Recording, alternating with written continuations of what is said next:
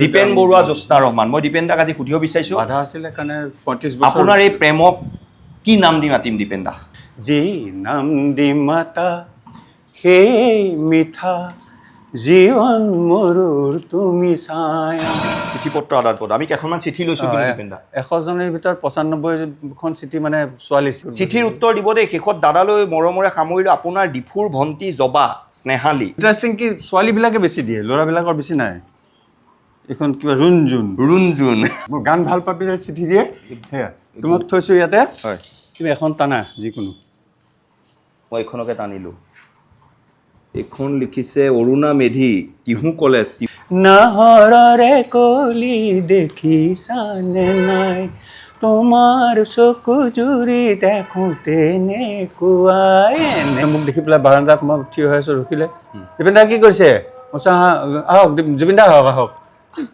আচৰিত হৈ গৈছে জুবিনে মোক জুবিন এইটো মই মিছা কোৱা বুলি ভাবিব এতিয়া জুবিন থকা হ'লে ক'লেহেঁতেন দীপেন দা এই পৰিৱেশটোতেতো আপুনি ডাঙৰ হৈছে ঘৰৰ সন্মুখৰ লতাশিল এইখন ফিল্ডতে আৰু কি মনত আছে লতাশিলৰ স্মৃতি এই চহৰৰ মস্তানা মই সকলোৱে মোক দিৱানা কয় মই দিৱানা 103 বছৰে 4 বছৰ চলি আছে 104 বছৰ ঘৰটো যদি আমি দেখুৱাওঁ ইমান এটা এইবিলাক ৰিকৰ্ডাৰ আছিলে এতিয়াতো এইবিলাক পাবলৈ নাই ৰিকৰ্ড এখন কুচাই দিলে ৰাস্তালৈ মানুহবোৰ দেখা পাই থাকোতো হয় সেইকাৰণে কিবা এটা ভাল লাগে আৰু একাপ চাহ দিয়কচোন আপোনাক কয় মোক কয় মই চাহৰ দোকানী বুলি ভাবে বহি থকাৰ কাৰণে নমস্কাৰ মোৰ বিশেষ অনুষ্ঠানলৈ আপোনালোকক স্বাগতম জনাইছোঁ মোৰ পিছফালে থকা এই ঘৰটো দেখি আপোনালোকে নিশ্চয় বুজিছে মই ক'ত আহি উপস্থিত হৈছোঁ লতাশিল খেলপথাৰৰ সন্মুখৰ বিখ্যাত বৰুৱাৰ পৰিয়ালত মই আহি উপস্থিত হৈছোঁ এই ঘৰটো অসমৰ সাংস্কৃতিক জগতৰ বাবে এটা বিশেষ নাম থকা ঘৰ অসমৰ ছবি অসমৰ সংগীত জগতৰ বাবে এই ঘৰটো অদ্বিতীয় এই ঘৰটোৱে 100 বছৰ অতিক্ৰম কৰিছে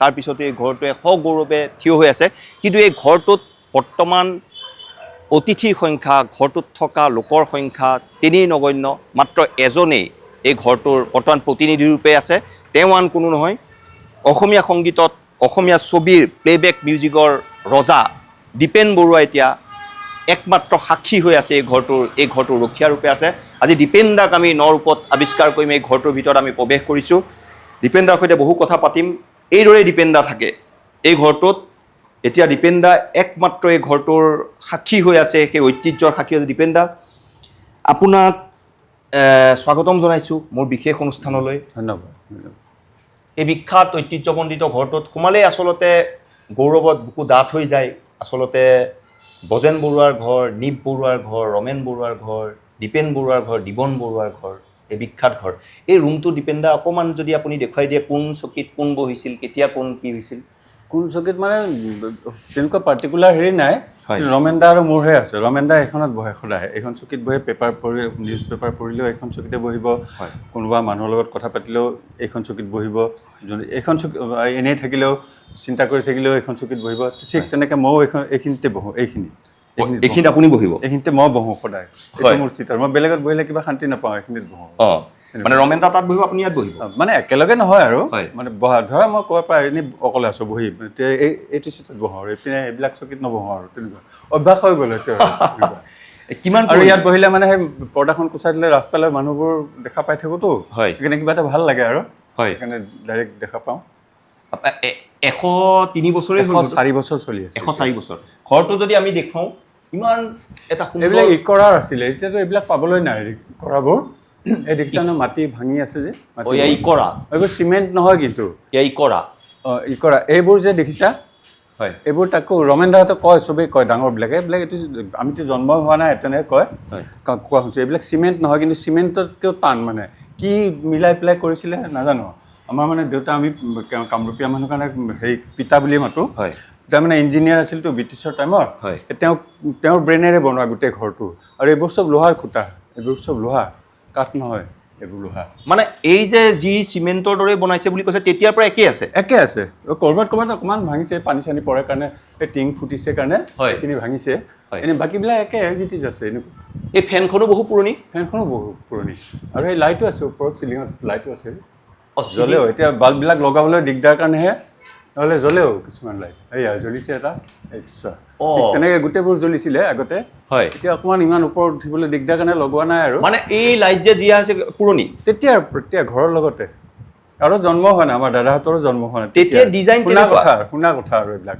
একেই আছে এই লাইটটো শুনা কথা আৰু ডাঙৰ বাইদেউহঁতে কয় তেনেকুৱা, দাদাহঁতে কয় তেনেকুৱা, কাৰোবাক কোৱা শুনো আৰু হয় তেনেকৈ। দীপেনদা যেতিয়া আপোনালোক সৰু আছিল, শৈশৱ আছিল, তেতিয়া ইয়াৰ আশে পাশে থকা ঘৰবোৰ কেনেকুৱা আছিল আৰু আপোনালোকৰ ঘৰটো চাগে সকলোতে ইয়াতেতো এতিয়া কাষত ছাইডতে আমাৰ ফ্লেট যোৱা আছে, হয়। ফ্লেট নাছিলে, আছাম টাইপৰ সৰু ঘৰ আছিলে।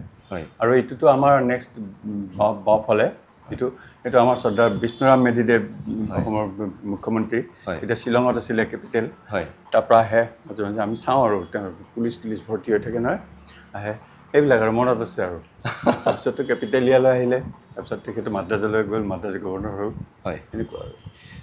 মোৰ এইখিনিতে দীপেনদা আজি মোৰ সুধিবলৈ মন গৈছে, মই দীপেনদাৰ অনুমতি লৈ সুধিম। যিজন দীপেন বৰুৱা অসমৰ সংগীতৰ তেতিয়াৰ ৰজা, প্লেবেক ছিংগিঙৰ ৰজা আছিল, ক্ৰিকেটাৰ আছিল, দুৰ্দান্ত ক্ৰিকেটাৰ আছিল, আৰু দীপেন বৰুৱা আছিল বিখ্যাত বৰুৱা পৰিয়ালৰ সদস্য, লতাশিলৰ অভিজাত এটা ঘৰৰ আৱাসী।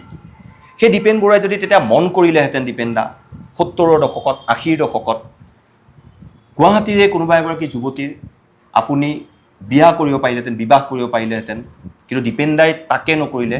দীপেনদাই অপেক্ষা কৰিলে জ্যোৎস্না ৰহমানলৈ, গোলাঘাটৰ এগৰাকী যুৱতীলৈ দীপেনদা অপেক্ষা কৰিলে, আৰু সেই প্ৰেম ত্যাগ, জ্যোৎস্নাবু আজি আমাৰ মাজত নাই, ক'ভিডৰ সময়ত জ্যোৎস্নাবু অকাল প্ৰয়াণ হৈছে, তাৰপিছত দীপেনদা একেবাৰে অকলশৰীয়া হৈছে। দীপেন বৰুৱা, জ্যোৎস্না ৰহমান, মই দীপেনদাক আজি সুধিব বিচাৰিছোঁ, বাধা আছিলে কাৰণে ৩৫ বছৰ আপোনাৰ এই প্ৰেমক কি নাম দি মাতিম দীপেনদা?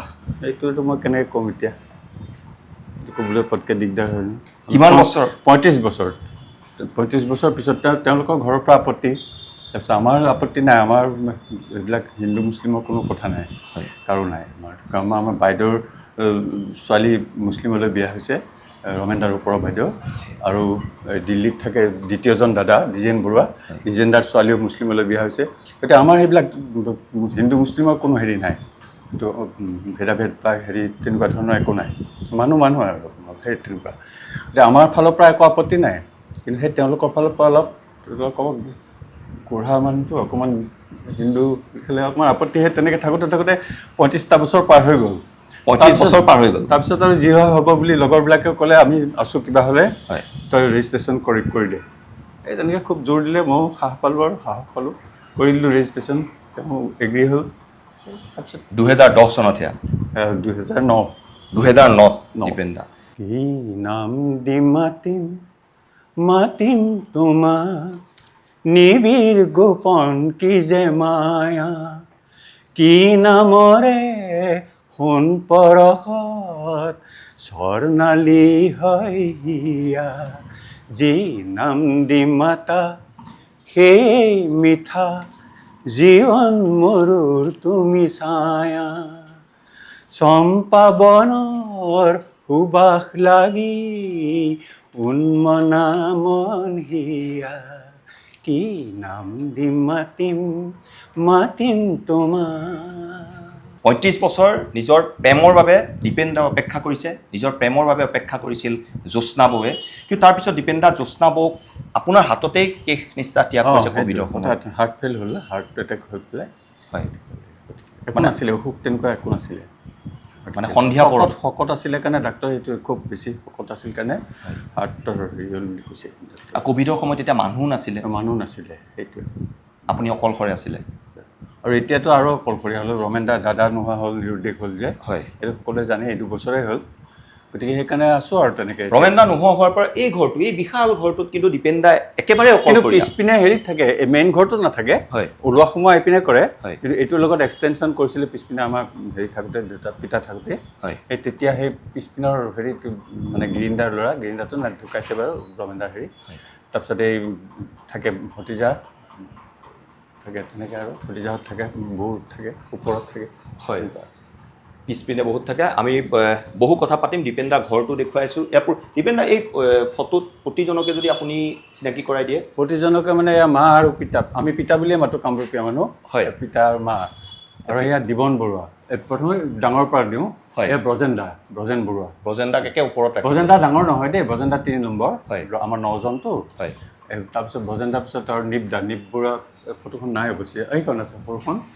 নিপ দা, সেইখন, তাৰপিছত এই দিবন দা, এয়া দিবন বৰুৱা দিবন দা আৰু গিৰিন দা আছিলে গিৰিন দা ফটোখন ইয়াত নাই হয় হয় মানে আছিলে আগতে হয় সেইটো এইফালে কওক এয়া এইটো হ'ল মনজ্যোতি বৰুৱা গজেন্দাৰ ল'ৰা হয় আৰু এয়া ডাঙৰ একেবাৰে 1 নম্বৰ ডাঙৰ বৌ আৰু ডাঙৰ দাদা আৰু ডাঙৰ বৌ হয় আৰু এই ঘড়ীটো দীপেনদা কেতিয়াৰ পৰা আছে এইটো বহুত বছৰ এইটো মই চনটো ক'ব নোৱাৰিম হয় বহুত বছৰৰ পৰা আছে আৰু মানে আপোনাক পঢ়ি থকা সময় এই আৰু আগৰ পৰা আছে আমি মনত নাই ইমান ক'বলৈ হয়। কিন্তু হেৰি এইটো ঘড়ী মই এতিয়া গৈছিলোঁ দোকানলৈ বনাবৰ কাৰণে আৰু কৈছে এইটো পাৰ্টছ আনিব লাগিব বম্বে নহ'লে কলিকতাৰ পৰা আনিব লাগিব হয় গতিকে সেইটো তাকো পাওঁ নে নাপাওঁ ক'ব নোৱাৰোঁ কিন্তু আপুনি যদি কয় আমি কেতিয়া দিম ক'ব নোৱাৰোঁ কিন্তু তেনেকৈ কৈ থৈ দিলে ঘড়ীটো পাৰোঁ কিন্তু তেনেকৈ ক'লে কিন্তু হেৰি পাৰিমেই বুলি নক'লে কিন্তু পাৰ্টছটো গুৱাহাটীত ইয়াৰ আছামত নাপাব কলিকতা নহ'লে বম্বেত চেষ্টা কৰিলে পাব পাৰোঁ আমাৰ এই গোটেই মোৰে বস্তু এইবিলাক গোটেই থ'বলৈ জেগাই নাই এক্সট্ৰা ৰুম নাই যে এনেকৈ থৈ দিছোঁ দেখিছানে গোটেই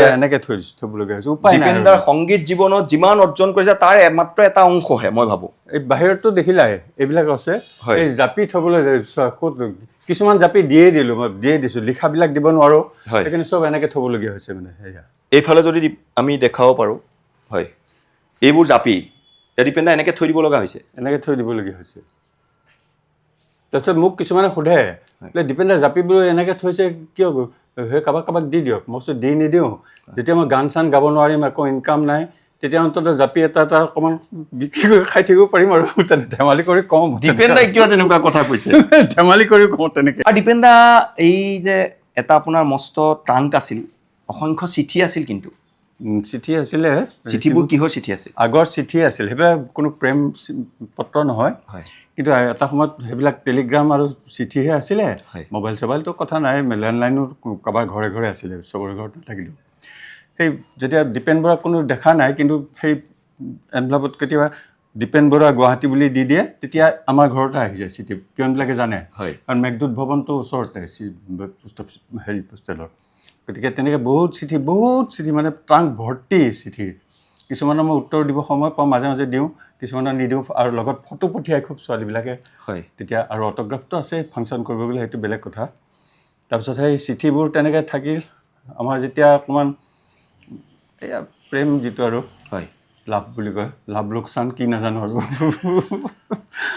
সেইটো মতে তেওঁ মানে আপত্তি কৰিলে ৰেজিষ্ট্ৰেশ্যন কৰাৰ পিছত মানে জ্যোৎস্না বৌয়ে ইমান চিঠি কিয় ৰাখিলে যিখন টানে সেইখনে ছোৱালী চিঠি মানে ল'ৰাই মেক্সিমাম 100খনৰ ভিতৰত 95খন ছোৱালী চিঠি গতিকে সেইবিলাক বেয়া পায় আৰু লগত ফটো পঠিয়াই জ্বলাই দিব লাগে মই কৈছোঁ জ্বলাই দিলে মোৰ বেয়া লাগিব নহয় এইবিলাক এটা স্মৃতি থাকক নাই আপত্তি কৰিব সেইটো আৰু চবেই জানে তাৰপিছত মই ক'লোঁ তেতিয়াহ'লে মই এটা কাম কৰোঁ 500মান ৰাখোঁ বাকীবিলাক জ্বলাই দিওঁ বাকী চব জ্বলাই দিলোঁ 500মান চিঠি এতিয়াও আছে ক'ত ৰাখিছে বেছিভাগ ছোৱালীৰ চিঠি মই এদিন দেখুৱাম এতিয়া দেখুৱালে আনি দিব পাৰিম কিন্তু ৰ'ব লাগিব মোৰ ৰুমত আছে ঠিক আছে শুনা বেছিভাগ ছোৱালী চিঠি মেক্সিমাম 95% ছোৱালী চিঠি সেইকাৰণে বেয়া পায় তেওঁ জ্বলাই দিলোঁ তাৰ 500মানো জ্বলাই দিব কয় মই 500মান জ্বলাই নিদিওঁ থাকক কিহৰ কাৰণে থাকিব লাগে মোক সুধিলে যেতিয়া মই একেবাৰে অকণমান দেখা পাম বুঢ়া হ'ম যদি জীয়াই থাকোঁ তেতিয়া সেই চিঠিবিলাক দেখিলে মোৰ মনটো ভাল লাগিব এটা সময়ত মই এনেকুৱা দিছিলে ছোৱালীবিলাকে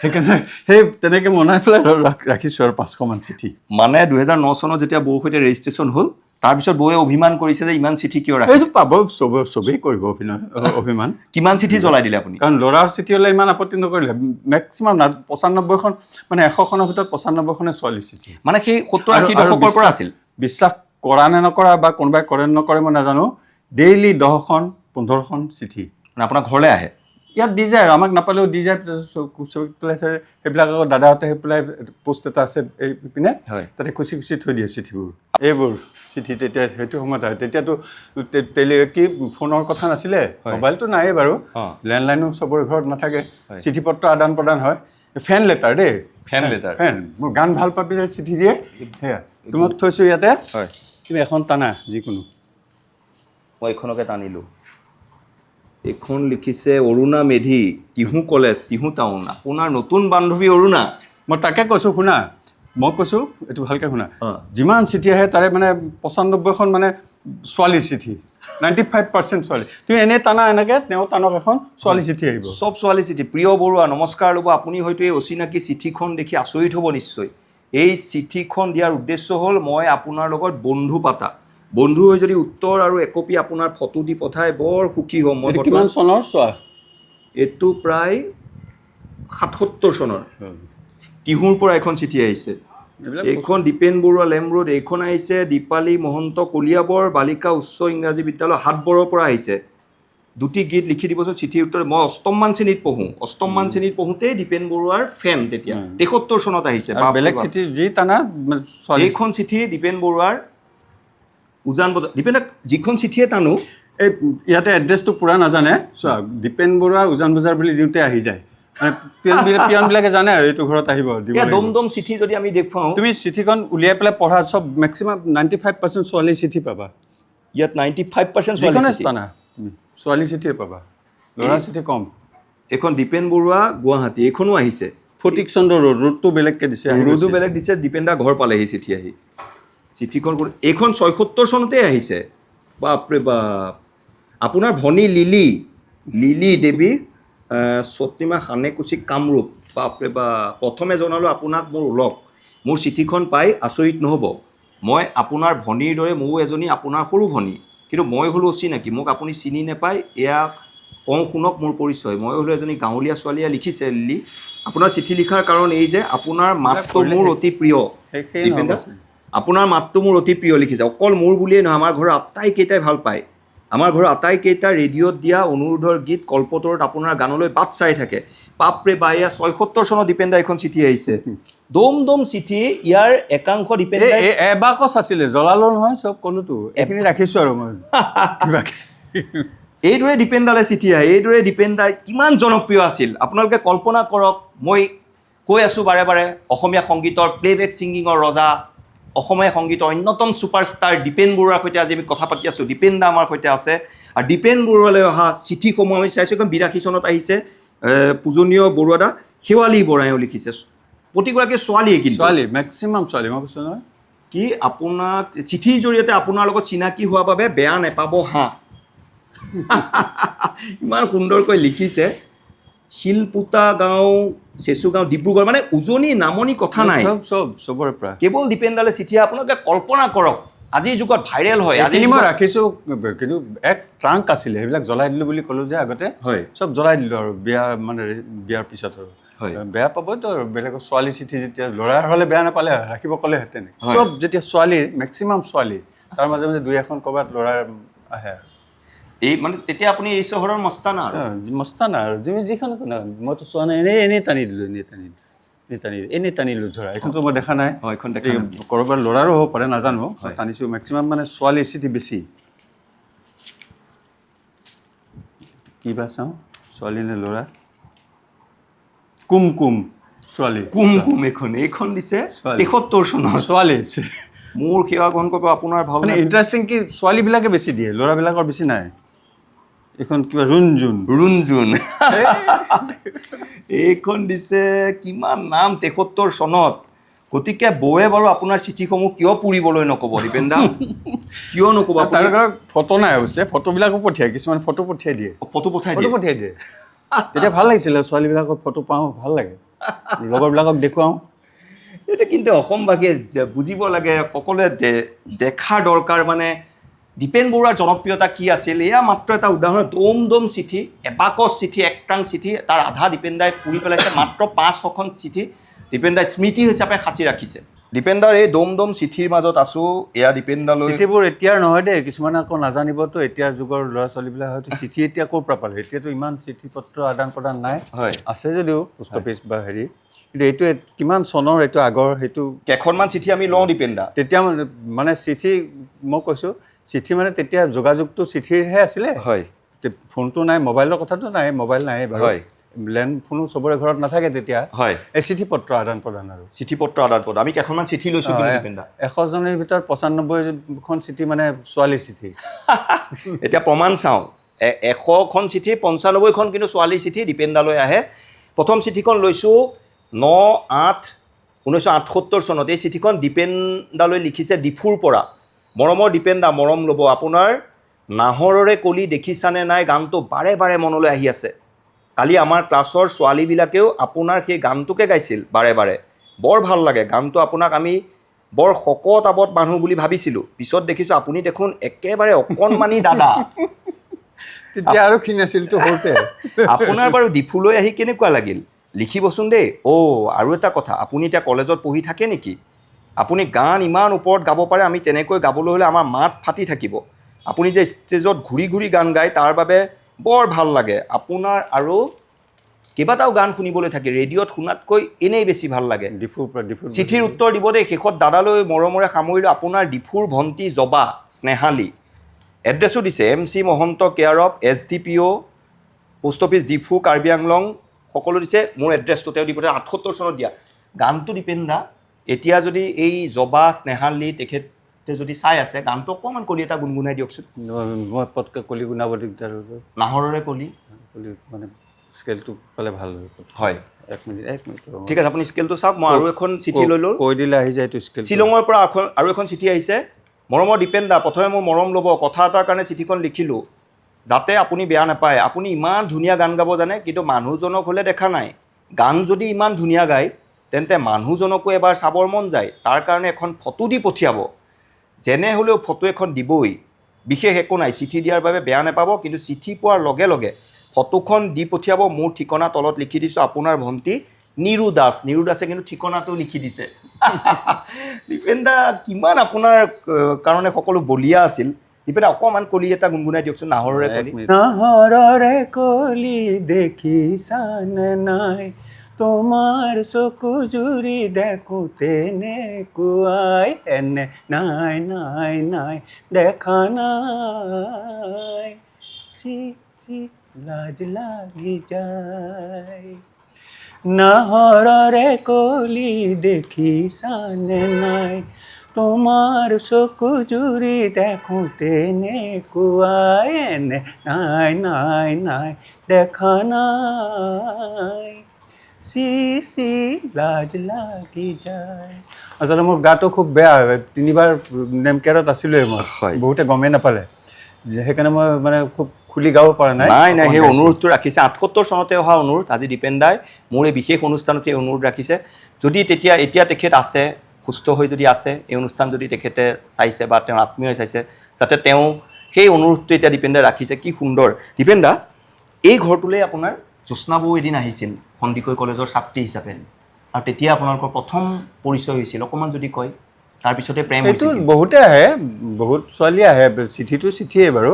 ছোৱালী আহে, কলেজৰ পৰা আহে, ক'ৰবাৰ পৰা আহে, তেনেকৈ সেই দাদাহঁতে মাতি দিয়ে, তোক বিচাৰি আহিছে হেৰি ছোৱালী কেইজনীমান আহিছে, তেনেকৈ কৈ দিয়ে। আৰু তাৰপিছত ওলাই সময় আগতেতো অকণমান লাজকুৰীয়াও আছিলোঁ, ছোৱালীৰ লগত বেছি কথা পতা। মই খেলা ধূলা এইবিলাকৰ লগতে বেছি জড়িত, গতিকে সেই ছোৱালী বুলি ক'লে অকণমান মানে সমী লাগে, আৰু ছোৱালীৰ লগত কথা পাতিম। তথাপি আহোঁ আৰু তেওঁ সেই বান্ধৱীবিলাকৰ লগত। হেণ্ডিক কলেজটো ওচৰতে ন, আমাৰ ঘৰৰ ওচৰতে, দীঘলীপুখুৰীৰ পাৰতে। গতিকে তেওঁ সেই ছোৱালীবিলাকৰ লগত আহিছিলে, আৰু আহি পেলাই ইয়াতে চা চিনাকি হয়, বহুত তেনেকৈ আহে। আৰু ওচৰত কাৰণে অফ পিৰিয়ডত কেতিয়াবা লগৰ দুজনীৰ লগত আকৌ পিছত, প্ৰথম চিনাকিৰ পিছত মাজে মাজে আহি থাকে। অকলে নাহে, লগৰ ছোৱালীৰ লগত আহে, অফ পিৰিয়ডত থাকে ন, ক্লাছ নাই ব'ল যাওঁ দীপেন বৰুৱাৰ ঘৰৰ পৰা। তেনেকৈ আহোঁতে আহোঁতে আৰু হৈ গ'ল আৰু কিবা এটা লাভ লোকচান আৰু নাজানো আৰু কি হয়। দীপেন দাই প্ৰায়ে কয় যে আপুনি জুবিন গাৰ্গতকৈ এদিনৰ সৰু। আপুনি জুবিন গাৰ্গ আপোনাতকৈ এদিনৰ ডাঙৰ। জুবিনক মই কৈছিলোঁ, এতিয়া জুবিন থকালৈ ক'লে তেন মিছা কম বুলি ভাবিব বহুতে, হয়তো একদম সত্য কথা। মই জুবিনক হেৰি কৰি কৈছোঁ। জুবিনে প্ৰথম দিনাখন মই জুবিনক, তাৰমানে জজ ফিল্ডত এখন কিবা CD এখনৰ ৰিলিজ হৈছে, অপেনিং হেৰি হ'ব, জজ ফিল্ডৰ এটা পেভিলিয়নৰ হেৰি এটা আছে নহয়, অডিটৰিয়াম সৰু এটা, তাত চব হৈ গ'ল। আৰু হৈ যোৱাৰ পিছত সেইটো আছিল 17 তাৰিখে। 17 তাৰিখে চব হৈ যোৱাৰ পিছত এনাউন্সমেণ্ট দিলে, কালি এটা ভাল, অহাকালি আমাৰ এটা ভাল খবৰ আছে, এনেকৈ কোনোবা এজনে এনাউন্স কৰিলে। আৰু কালি আমাৰ এনেকৈ জুবিনৰ কথা ক'লে, আৰু জুবিনদাৰ মানে জন্মদিন, চবেই শুভেচ্ছা জনাব লাগিব, মোক কিবা কিবি ক'লে আৰু তেনেকৈ। তেতিয়া মই মনতে ভাবিলোঁ, জুবিনৰ যদি কালি, মোৰ দেখোন পৰহিলৈ। তেতিয়া মনতে ভাবিলোঁ, তেতিয়া কাকো কোৱা নাই, গ'ল কথা গ'ল। আৰু জুবিনক লগ পালোঁ এদিন, জন্মদিন হৈ গ'ল তাৰ। জুবিন দা মাতিলোঁ, জুবিনা মাতিলোঁ কেনেকৈ, সেইটো আচৰিত। তাৰ খাৰগুলিত ঘৰ এটা আছে নহয়, অহা যোৱা কৰি থাকে, আমাৰ ঘৰৰ আগেৰে অহা যোৱা কৰি থাকে। এইপিনে মোক দেখি পেলাই বাৰান্দাত মই থিয় হৈ আছোঁ ৰখিলে জুবিন দা কি কৰিছে মই কৈছোঁ আহক জুবিন দা আহক আচৰিত হৈ গৈছে জুবিনে মোক জুবিন এইটো মই মিছা কোৱা বুলি ভাবিব এতিয়া জুবিন থকা হ'লে ক'লেহেঁতেন মানে মৃতকৰ এটা মিছা কথা ক'ব নাপায় মই সেইটো কৈছোঁ জুবিনৰ হেৰি কৰি পেলাই কৈছোঁ আৰু কিয় জুবিন দা বুলি কিয় মাতিছে কি জুবিন দা কি ধেমালি কৈছে জুবিন দা তুমি মোতকৈ ডাঙৰ নহয় নেকি তেওঁ আকৌ ভাবিছে কি যেন গানৰ কাৰণে ঠাট্টা কৰি কৈছোঁ নেকি গানত মোতকৈ ডাঙৰ গানত মানে সেইটো কোৱা বুলি ভাবিছে মই অনুভৱ কৰিছোঁ পিছত দেই কিন্তু ডাঙৰ বুলি কথা বুজি পোৱা নাই কিয় তোমাৰ জন্মদিন নহয় 18 তাৰিখে নহয় নেকি হৈ গ'ল অকল হয় কি হ'ল তাতে মোৰ পিছদিনাখন জন্ম মই এদিনৰ সৰু নহয় নেকি সি তেতিয়া মোক সাৱটি ধৰিছে এনেকৈ দীপেন দা কি কয় এদিনৰ সৰু তোমাতকৈ মানে 19 নৱেম্বৰত দীপেন দাৰ জন্মদিন আৰু 18 নৱেম্বৰত জুবিন গাৰ্গৰ জন্মদিন আগদিনাখন জন্ম হৈছে মোতকৈ এদিনৰ ডাঙৰ গতিকে দীপেন দাৰ কাৰণে জুবিন গাৰ্গ আছিল জুবিন দা সাৱটি ধৰিছে কি কয় প্ৰথমতে গম পোৱা নাছিলে মানে ধেমালি কৰা বুলি ভাবিছিলে হয় সেয়া আৰু দীপেন দা আমি বহু কথা পাতিছোঁ আৰু এই বিশাল ঘৰটো দীপেন দা এতিয়া ইমান এটা ঐতিহ্য বহনকাৰী ঘৰটো আপুনি কিন্তু শেষৰজন প্ৰতিনিধি আপুনি আছে এতিয়া কেনেকুৱাকৈ দীপেন দা কেনেকৈ দিনবোৰ আপোনাৰ সময়বোৰ পাৰ হয় দৈনন্দিন আপুনি কেনেকৈ পাৰ কৰে কওকচোন একেবাৰে সাংঘাতিক মোৰ মানে এতিয়া সদায় টুপি পিন্ধিবলগীয়া হয় মানে চিন্তা কৰি কৰি চুলি বহুত গুচি গ'ল হয় সেইকাৰণে মই টুপি চুপি পিন্ধি থাকোঁ আজিকালি বেয়া লাগে মই নিপিন্ধিলোহেঁতেন যদি মই কণ্ঠটো নাথাকিলেহেঁতেন গান চান গাব নোৱাৰোঁ আৰু ঘৰতে থাকোঁ কিন্তু সেই প্ৰগ্ৰেমবিলাকো কৰি থাকোঁ নহয় গান গাবলগীয়া হয় অমুকত মাতে তমুকত মাতে বিহু ফাংচনত মাতে অমুকত মাতে এতিয়া গান গাব গ'লেতো অকণমান চুলি তুলি নহ'লে বেয়া লাগেতো এনেই পিন্ধোৱেই বাৰু চবেই পিন্ধে গান গাওঁতে কিন্তু মই বিশেষকৈ চুলি যোৱাৰ কাৰণে মই বেছি টুপিটো পিন্ধিবলগীয়া হৈছে এতিয়া সঁচা কথা কৈছোঁ আৰু গতিকে এতিয়া সেই চিন্তা কৰি কৰি হৈছে আচলতে ঘৰটো অকলে থাকোঁ যে অকলে থাকিলে বহুত চিন্তা জুমুৰি ধৰি নহয় কিবা এটা ভাত পানী মই নিজেই বনাওঁ এই যে কৰি আছোঁ কাম কৰি আছোঁ এইপিনে গান বাজি আছে ধৰ ৰেডিঅ'তে হওক ক'ৰবাতে হওক মই বজাই আছোঁ কিন্তু গান নহ'লে মই থাকিব নোৱাৰোঁ দেই সেইটো এটা কথা মাজতে কৈছোঁ মোক গান লাগিবই মানে পাকঘৰতে থাকোঁ ক'ত থাকোঁ এনেই বাহিৰলৈ ওলাই গ'লে বেলেগ কথা আৰু ক'ৰবালৈ গ'লে ক্লাবলৈ গ'লোঁ ক'ৰবাত গ'লোঁ কিন্তু ঘৰত থাকিলে মই গান শুনি থাকিব লাগিব গানটোৱে মোৰ সংগী আৰু এই তেনেকুৱা সেই তেনেকৈ সেই চলি যায় আৰু গান চান শুনি পেলাই ৰন্ধা বঢ়া কৰি থাকোঁ দিনতে কৰোঁ দেই মই ৰাতি একো নকৰোঁ ৰাতি আৰু সেই সংঘ এটা আছে তালৈ যাওঁ আগতে নগৈছিলোঁ সদায় ৰমেন্দ্ৰ থাকোঁতে এতিয়া ঘৰখনত অকলে হৈ গ'লোতো অকলে একেবাৰে বেয়া লাগে দিনটো চলি যায় কিন্তু এই ৰাতি গধূলি সময়টো সাংঘাতিক বেয়া লাগে ভাত খোৱা সময়লৈকে সেইকাৰণে আৰু ক্লাবলৈ সেই সংঘটোলৈ ওলাই যাওঁ ক্লাব দীপক সংঘ আমাৰ 60 চনৰে সেইটো ৰিদীপ দত্তহঁতে কৰিছিলে এষ্টাব্লিছ ময়ো আছোঁ তেতিয়া প্ৰায় জড়িত এই তালৈ ওলাই যাওঁ আৰু এতিয়া সেই তেনেকুৱা চলি আছোঁ আৰু ৰাতি মই একো নকৰোঁ চব ফ্ৰিজৰ পৰা উলিয়াই গৰম চৰম কৰি পেলাই খাই দিওঁ চলি যায় আৰু তেনেকুৱা হৈ আছোঁ আৰু এতিয়ালৈকে দীপেন দা আজি মোৰ যিটো লুকছত আপুনি থাকে এতিয়া ভগৱানে সেইখিনি মোক কৰিব পৰাকৈ ৰাখিছে কাৰণে আছোঁ আৰু অসমবাসীৰ মৰম অসমবাসীৰ দীপেন দাৰ প্ৰতি যথেষ্ট যেতিয়া নোৱাৰিম তেতিয়া কি হয় মই নিজে নাজানো আৰু কিন্তু আপোনাৰ যিটো ষ্টাইলত আছে এই চহৰৰ মস্তানা যেন গানটিলে মনত পৰি গৈছে নাজানো সেই গীতটি এটা কলি দীপেন দা দৰ্শকৰ বাবে গুণগুণাই দিয়ক মই কোন এই চহৰৰ মস্তানা মই সকলোৱে মোক দিৱানা কয় মই দিৱানা দিল মস্তানা মই দিৱানা দিল মস্তানা উঠা উঠা উঠা উঠা চলে গাড়ী মোৰ আহা আহা যাবা কোন মই কোন খুব সুন্দৰ দীপেন দা এইদৰে থাকক দীপেন দা মোৰ গাটো বেয়া নহ'লে আৰু বল্ডলি গাব পাৰিলোহেঁতেন সদায় দীপেন দা বল্ডলি গায় আৰু এই দম দম চিঠিৰ মাজত দীপেন দাৰ প্ৰতি কিমান মৰম ভাল পোৱা আছিল অসম আৰু অসমীয়াৰ দীপেন দা এই পৰিৱেশটোতেতো আপুনি ডাঙৰ হৈছে ঘৰৰ সন্মুখৰ লতাশিল এইখন ফিল্ডতে আৰু কি মনত আছে লতাশিলৰ স্মৃতি লতাশিলৰ কি ক'ম আৰু সৰু সেই ডাঙৰবিলাকৰ লগত খেলোঁ ডাঙৰবিলাকে এটা ফ্ৰেণ্ডছ ইউনিয়ন ক্লাব বুলি এটা আছিলে হয় তেওঁলোকে খেলে তাৰপিছত তেওঁলোকৰ লগত এনেই বল চল অনা নিয়া কৰোঁতে কেতিয়াবা তেনেকৈ বল এনেকৈ কিবা বল স্পিনৰ নিচিনা ঘূৰি যায় এতিয়া ইয়াৰ দেখোন ঘূৰে তেনেকৈ বলবিলাক দেচোন মোক শিকাই দিলে তেনেকৈ এই যে শিকিলোঁ এটা ইণ্টাৰেষ্ট বহি গ'ল আৰু তাৰপৰা এইখিনিতে পিচ এখন আছিলে ওচৰতে এইখিনিতে এই পানীখিনি যে আছে এইখিনিতে আছিলে তাৰপিছত তাতে তেনেকৈ খেলি খেলি ডাঙৰ দীঘল হ'লোঁ আৰু তেনেকৈ আৰু মানে আপোনাৰ গানো তেনেকেই শিকিছে ক্ৰিকেটো তেনেকেই শিকিলে গানটোতো মই নিজে ক্ৰিকেট পিছলৈ মই ক্ৰিকেট মোৰ গুৰু আছিলে A.G. ৰাম সিং দেৱ বুলি তেওঁ মানে মাদ্ৰাজৰ পৰা তেতিয়া মাদ্ৰাজ আছিলে আৰু মাদ্ৰাজৰ পৰা আহে 2 মাহমান থাকে এছিয়া আনে Asom cricket association Assam cricket এছ'চিয়েশ্যনে আনে ষ্টেডিয়ামত 2 বছৰ মই তেওঁৰ আণ্ডাৰত তেওঁ মোৰ গুৰু আৰু ক্ৰিকেটৰ কিন্তু গানৰ কোনো গুৰু নাই মোৰ গানটো মানে ভগৱানে দিয়ে দিছে মই পিছত ভাবিছোঁ দেই কাৰণ কিয় ভাবিছোঁ মইতো মোকতো কোনো ঘৰত দুগৰাকী আছে গানৰ মানুহ যেন বৰুৱা দীপন বৰুৱা ভজেন দাটো সংগীতজ্ঞ বাৰু হয়। আৰু ৰমেন দা আছে তাৰপিছত তেওঁলোকে গানৰ লগত জড়িত হৈ থাকে মই খেলাৰ লগত জড়িত হৈ থাকোঁ কিন্তু মোক গানটো তেওঁলোকে কোনোদিন শিকোৱা নাই যে গান গা এনেকৈ গা তেনেকৈ গা কোনোবাই ৰেডিঅ' পকাই শুনি ৰফি চাহাবৰ গান কিশোৰ কুমাৰৰ গান লতা মংগেশকাৰ যাৰে হওক আৰু মোক খালি গান লাগে অনবৰত মানে সময় পালে সময় মানে খেলা ধূলা কৰি যেতিয়া সময় পাওঁ ৰেডিঅ'টো পকাই থাকোঁ মস্ত ৰেডিঅ' এটা আছিলে ইমানমান ডাঙৰ GC ৰেডিঅ' সেই তেনেকৈ শুনি সেইবিলাক আওৰাই থাকোঁ গাই থাকোঁ চিঞৰি বাথৰুমত তেনেকৈ হ'ল পিছত যেতিয়া মই এষ্টাব্লিছ হ'লোঁ মানে গান চিনেমাত গাই পেলাই পিছতহে ভাবিছোঁ দেই বহুত বছৰ পিছত আৰু চিনেমাত গান গোৱাৰ পিছত যে গান মই কিয় গালোঁ কিশোৰ কুমাৰতো ক'তো শিকা নাই আনুষ্ঠানিকতা নাই মোৰো নাই তাৰমানে মোক ভগৱানে জন্মতে দিয়েই দিছে নহ'লে মই কেতিয়াও নোৱাৰিলোঁহেঁতেন গান গাব হয় তাৰমানে জন্মতে গানটো সোমাই দিছে মোৰ লগত গাই শুব লাগিব মই তেনেকুৱা অনুভৱ কৰোঁ আৰু ক্ৰিকেটো তেনেকৈ সোমোৱাই দিলে ক্ৰিকেটো তেনেকুৱা ক্ৰিকেটো মোক কোনো শিকোৱা নাই পিছলৈ শিকাইছে হয়। মই যে ক'লোঁ গুৰু মোৰ আছিলে ৰাম সিং এজি ৰাম সিং অসম ক্ৰিকেট এছ'চিয়েশ্যনে আনে তেনেকৈ সেই ষ্টেডিয়ামত শিকায় মানে আপুনি ক্ৰিকেটত কি পৰ্যায়ত খেলিলে দীপেন দাই ক্ৰিকেটত মই অলৰাউণ্ড আছিলোঁ বেটিঙতো আছিলোঁ আৰু বলিঙত মই লেগ স্পিন যিটো কয় লেগ স্পিন গুগলি এই অনিল কুম্বলে যিটো একেই বস্তু আৰু ৰঞ্জি ট্ৰফিও খেলিছে ৰঞ্জি ট্ৰফি 2 বছৰ খেলিলোঁ বেছি খেলিব নাপালোঁ গানত সোমাই গ'লোতো কিন্তু মই কোচবিহাৰ ট্ৰফি যিটো অল ইণ্ডিয়া লেভেলৰ তাৰে মই প্ৰথম বছৰ ভাইচ কেপ্টেইন আছিলোঁ অসম টীমৰ অসম স্কুল টীমৰ হয় অল ইণ্ডিয়া স্কুল সেইটো স্কুলৰ লেভেলৰ খেল কোচবিহাৰ ট্ৰফি এতিয়াও আছে অল ইণ্ডিয়া হেৰিত হয় তাৰপিছত জনেল খেলবিলাক হয় এই তেতিয়া মই এবছৰ ভাইচ কেপ্টেইন আছিলোঁ পিছৰ বছৰ মই কেপ্টেইন হ'লোঁ কেপ্টেইন হৈ পেলাই 20জন চিলেক্ট হ'লোঁ 20জন তেতিয়া কেলকাতা কি বেংগল বিহাৰ উৰিষ্যা আৰু আছাম এই 4টা জনৰ পৰা চিলেক্ট হয় এটা টীম 20জন টীম সেইটো চিলেক্ট হৈ পেলাই বম্বেত খেলিব গ'লোঁ ৱেষ্ট জনৰ এগেইনষ্টে ৱেষ্ট জনত আছিলে সুনীল গাভাস্কাৰ একনাথ চলকাৰ অতুল মানকাৰ এইবিলাক ডাঙৰ খেলুৱৈবিলাক আছিলে তেওঁলোকৰ এগেইনষ্টে আমি খেলিলোঁ আমি হাৰিছোঁ অৱশ্যে 20জন তেনেকৈ আৰু দীপেন দাৰ সৈতে বহু কথা পাতি আছোঁ দীপেন দা সদায় কিন্তু আবেলি এই চাহৰ দোকানখনৰ সন্মুখত বহে লতাশিল খেলপথাৰৰ সন্মুখত এই চাহৰ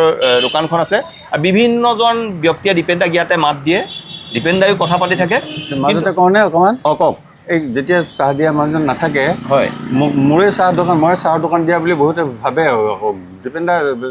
দীপেন দা বুলি নকয় আৰু যোনে চিনি নাপায় একাপ চাহ দিয়কচোন আপোনাক কয় মোক কয় মই চাহৰ দোকানী বুলি ভাবে বহি থকাৰ কাৰণে তেতিয়া মানুহজন নাথাকে চাহৰ মানুহজন নাথাকে ভিতৰলৈ যায়তো তেতিয়া মোকে চিনি নোপোৱা মানুহবিলাকে হয় দীপেন দা বুলি নকয় আৰু চাহ একাপ দিয়ক 2 কাপ চাহ দিয়কচোন মই তেতিয়া কওঁ আৰু এই মোৰ দোকান নহয় মই কাষ্টমাৰ মই বহিছোঁ এইপিনে চব থাকে ঈশ্বৰে দীপেন দাক সুস্থ সবল কৰি ৰাখিব লাগিব অসম আৰু অসমীয়াৰ বাবে দীপেন দাই দিবলৈ বহু আছে বহুত দিছে গতিকে দীপেন দাক সকলোৱে মৰমৰ মাজত জীয়াই ৰাখিব লাগিব জীপাল কৰি ৰাখিব লাগিব মই বিদায় লৈছোঁ দীপেন দা ভগৱানে আপোনাক মংগল কৰক থেংক ইউ বহুত ধন্যবাদ